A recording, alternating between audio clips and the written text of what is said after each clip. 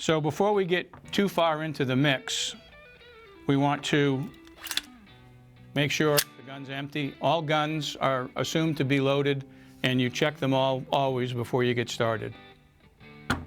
The first part of assembling a Hyperion Munitions precision trigger control unit is to unpackage the unit and assemble it. So we're going to do that right now. You're going to find some small parts, so put it on a pad. First thing you're going to do is the new grip screw. There's an Allen key hole here. You're going to screw it in this way.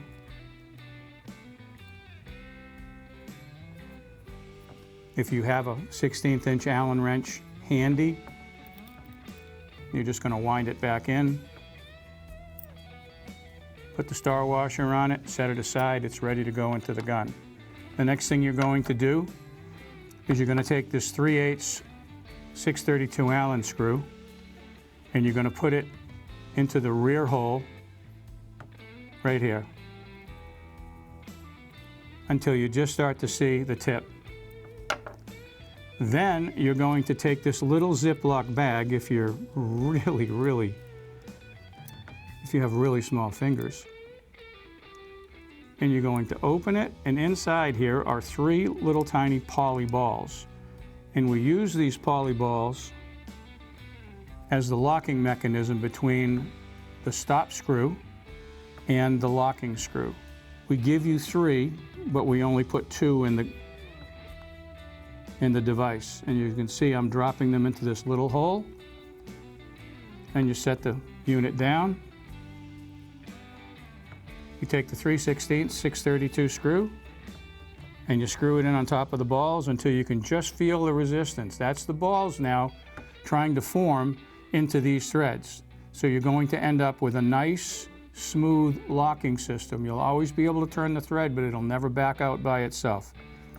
We are now ready to put this kit into an AR. Okay, we're ready to put this kit in this gun now, but before we start, you're going to need some tools. You're going to need a 3/16 Allen wrench with enough reach to pull out your existing grip screw. You're going to need a 3/32 Allen wrench for the new front screw. You're going to need a 1/16 inch Allen wrench, sorry about that, to adjust all of the set screws.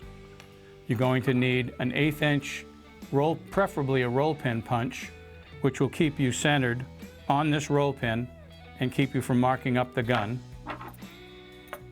And you're going to need a small hammer, and you're going to need a block. This block is very important because if you try to drive this pin out without the block underneath it, you can break off the corresponding rear ear. So you want to support the edge of the ear just like that. Now we're ready to go. First thing we're going to do is we're going to remove the old finger guard.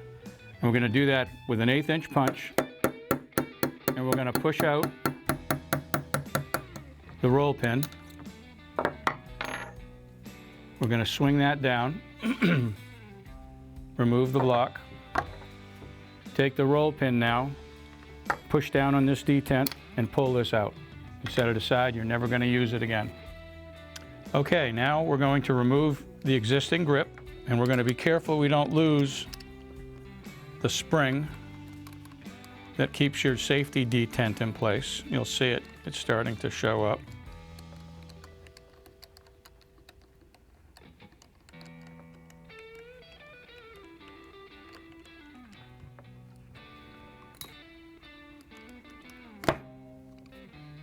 Okay, we don't want to lose that spring. We want to lose that screw and replace it with this screw.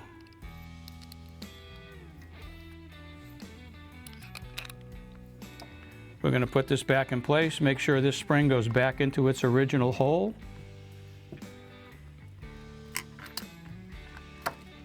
Once you hold it together a little bit with your thumb, you're just going to get this screw back in place.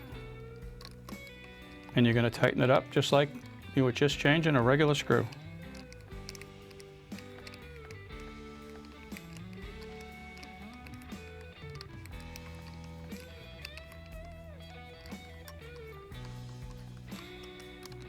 That's tight.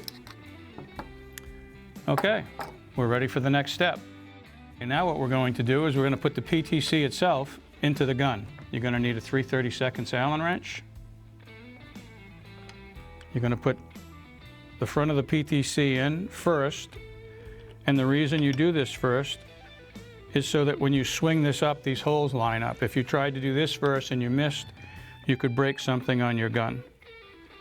This is a 540 screw. You just screw it in snug so that you can still move this up and down. You put your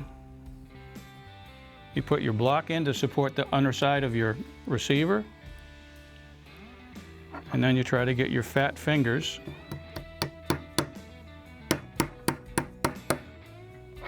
put the 1/8 inch roll pin back in using the punch.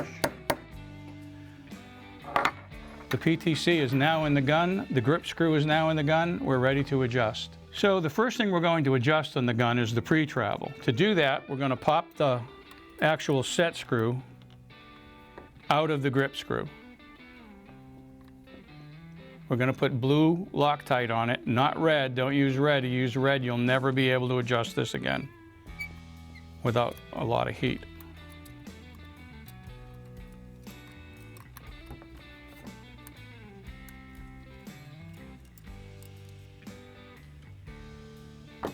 You're going to take the screw, you're going to put some blue Loctite on it.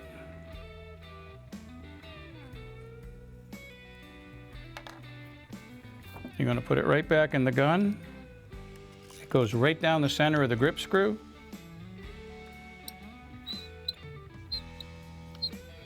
And you're going to tighten it up.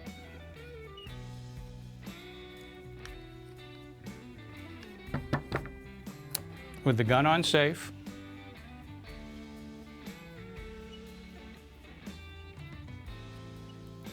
And you're going to tighten the screw in until the screw stops. What's happening now is the screw is coming in here and going to the bottom of the trigger bar and pushing it up against the safety.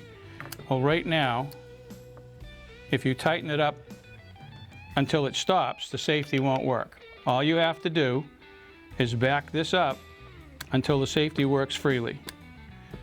You've now removed virtually all of the pre-travel in the trigger. We're going to leave that there for now. Now what we're going to do is we're going to tighten in this adjuster screw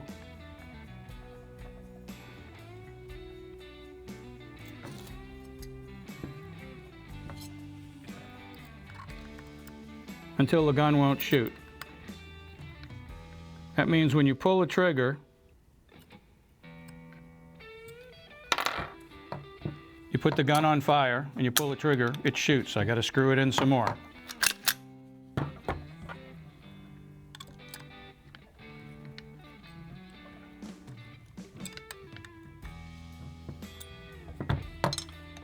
Now the gun won't shoot because the trigger stop screw is now hitting the back of the trigger. I don't know if you can see it, but that screw is now engaged at the back of the trigger and the trigger can't go back and shoot. Now what you do is with the gun on fire, you simply unscrew this screw while pulling on the trigger. At some point, the gun's going to release. I always do it twice, but you've just set 0 over travel on your AR trigger. We'll do it again just to make sure. I pulled on the trigger. I got pressure backwards on the trigger. I unscrew the screw. This gun now has the least amount of forward pre-travel, and it has 0 over travel, which means any torque that used to come up into here when you pulled through a firing cycle now comes directly into the palm of your hand and goes down the big bones of your arm. You don't twist the gun either way. Your shooting cycle is this. Watch if you can see it.